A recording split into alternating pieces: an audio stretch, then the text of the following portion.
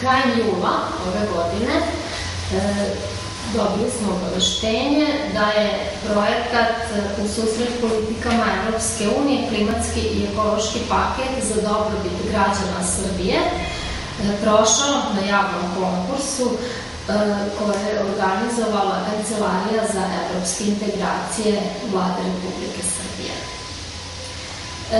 Na tom konkursu zajedno je CERKOR, Centar za ekologiju i održivi razvoj, aplicirao sa organizacijom iz Novog Sada, koja nam je partner, koja se zove Centar za održive zajednice.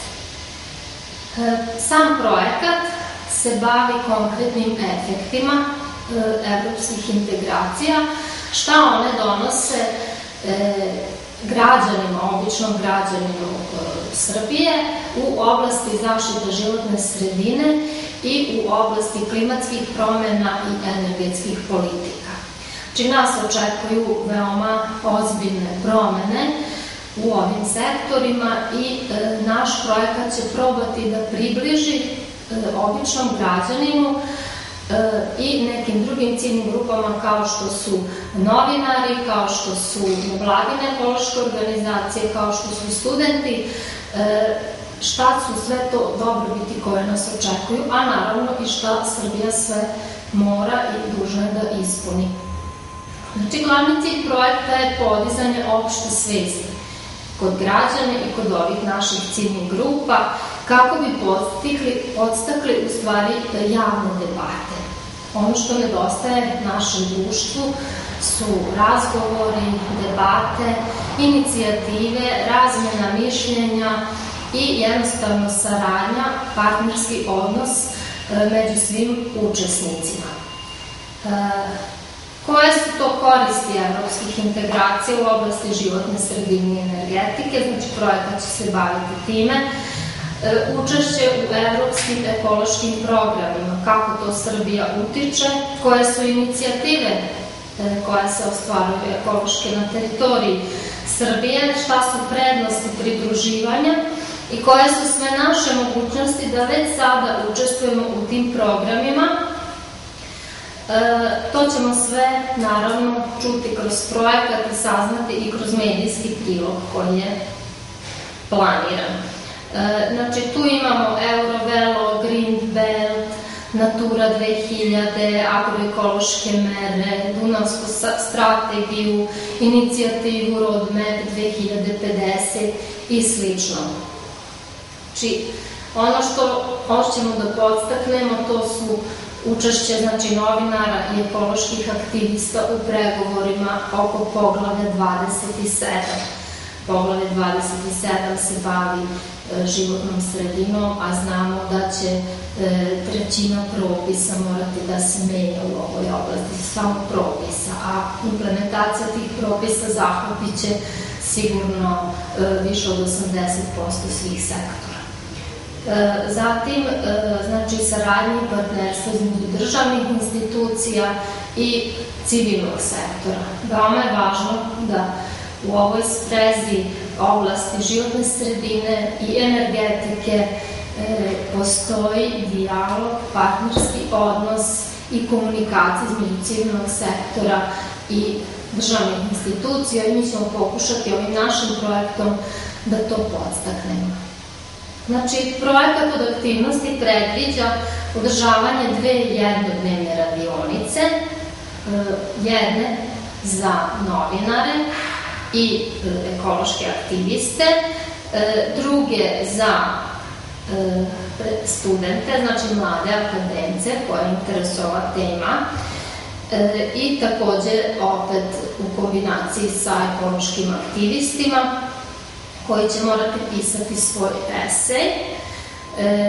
Da bi prošli radionicu, birat će se najbolji radovi, a i na kraju projekta hoćemo odabrati 5 najboljih eseja koji će se kasnije koristiti u nastavku projekta ili u nekim drugim aktivnostima i pomoći ćemo da se ti radovi, na primjer ako su ih radili studenti, objave u nekim naučnim časopisima.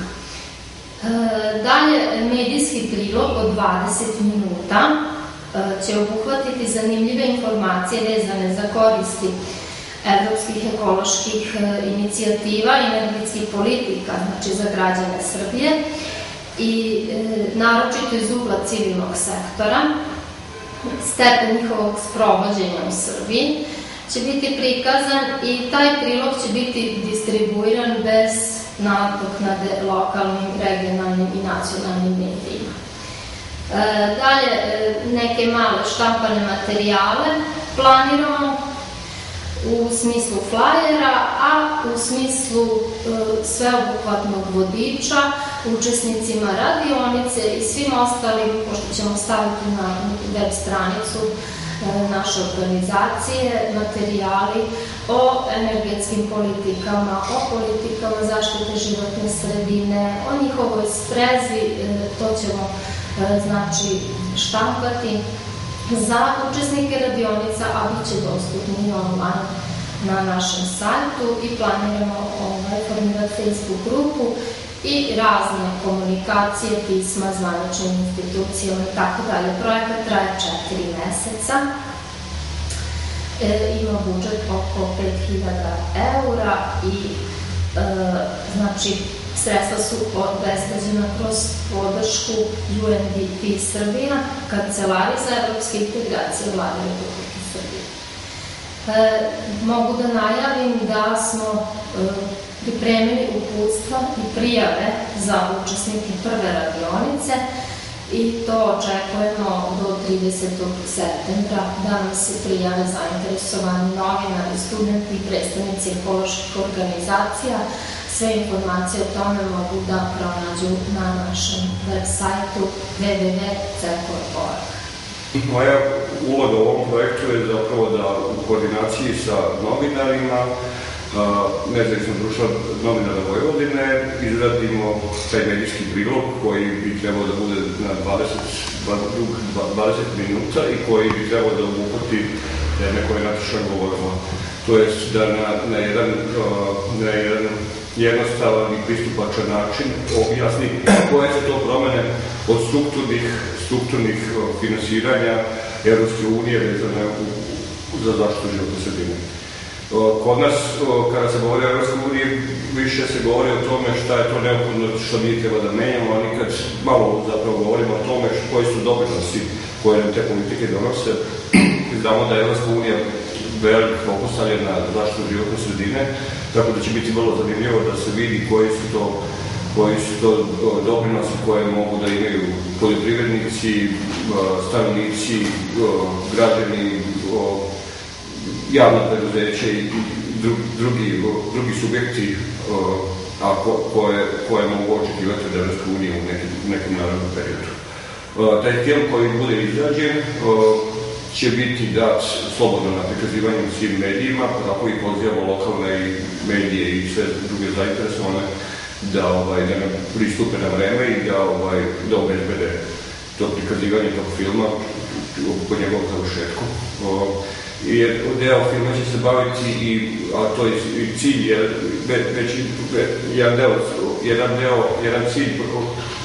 deo cilja projekta je i da se promovišu nevladine organizacije, znači civilno društvo koje se bavi već određenim temama koje Evropska unija podržava kroz te svoje fondove. Tako da će film obuhvatiti te dobre prakse koje te nevladine organizacije već sprovode u Srbiji.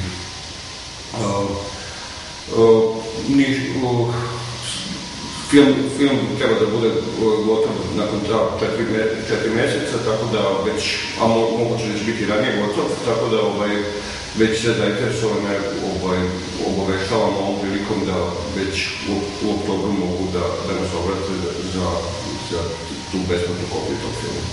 Da li možete da procenite koji je nivo edukovanosti trenutno civilnog sektora, stanovništva u globalu, da kažemo? Malo je, postoji niz istraživanja na tu temu i pokazano je zapravo da ta komunikacija sa javnošću vezana za evropske integracije je do sada izostajala, ta odgovarajuća, tako da naš projekat se fokusira na mlade i na novinare, to je jedna grupa koja i predstavnike civilnog sektora, jedna grupa koja je bitno je taj pristup da kroz usvojena skora usvojen je plan za komunikaciju vezano za evropske integracije, baš nacionalna kancelarija za evropske integracije, tako da koji predviđa zapravo da se kroz razne informacione kanale govori o evropskim integracijama i to usmereno na određene ciljne grupe. Naša ciljna grupa kroz ovaj projekat su zapravo studenti i novinari i predstavnici civilnog društva, a neki drugi projekti treba da se bave sad vezano više možda za poljoprivrednike i slično. Jako je bitno da su u tim komunikacijama, to je do sada bilo, se nije poštovalo, da se kroz te informacijne kanale vrlo vodi računa o tome ko je ciljna grupa, zapravo kome se obraćaju ovakvi filmovi i slični projekti.